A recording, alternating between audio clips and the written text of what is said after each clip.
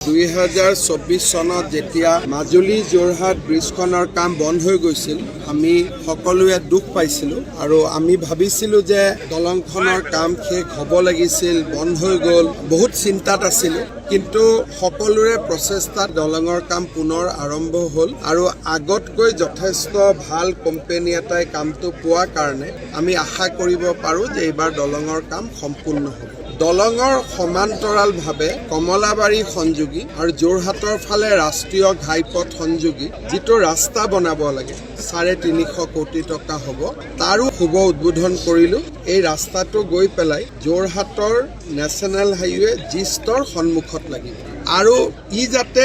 ৰাষ্ট্ৰীয় ঘাইপথ গুৱাহাটী ডিব্ৰুগড় ঘাইপথত থকা ৰাস্তাৰ লগত ই কনফ্লিক্ট নকৰে সেই জায়গাত এখন 1 কিলোমিটাৰৰ পুৰণীয়া সেতু নিৰ্মাণ কৰা হ'ব যাতে যোৰহাট ডিব্ৰুগড়ৰ গাড়ী ওপৰেদি পাৰ হৈ থাকিব পাৰে আৰু আমি তলত গৈ সংযোজিত হ'ব পাৰে ইয়াৰ লগতে এই দলংখন যাতে স্থিৰ হৈ থাকিব পাৰে ইয়াত কোনো দিনে ক্ষতি নহয় ইয়াত আমাক এটা গাইড বান্ধ লাগে বৰ্তমান 300 কোটি টকাৰ গাইড বান্ধৰ প্ৰস্তাৱ এটাও কেন্দ্ৰীয় চৰকাৰৰ বিবেচনাধীন হৈ আছে মই ভাবো সেইটো অনুমোদিত হৈ যাব লোহিত সুবনশিৰিৰ প্ৰগ্ৰেছো আমি দেখিছো ইনফেক্ট লোহিতৰ দলংখন হৈও গ'ল সুবনশিৰিৰ ফালেও আমাক গাইড বান্ধ এটা লাগিব আমি কৰি ল'ম এই সময়ছোৱাৰ মাজতে মই ভাবো দলংবিলাক হৈ যোৱাৰ লগে লগে আমি মাজুলীত মেডিকেল কলেজ এখনৰ কথাও চিন্তা কৰিব পৰা হৈ যাম সপোন বহুতখিনি আছে লাহে লাহে এটা এটাকৈ আগবাঢ়ি গৈ থাকিম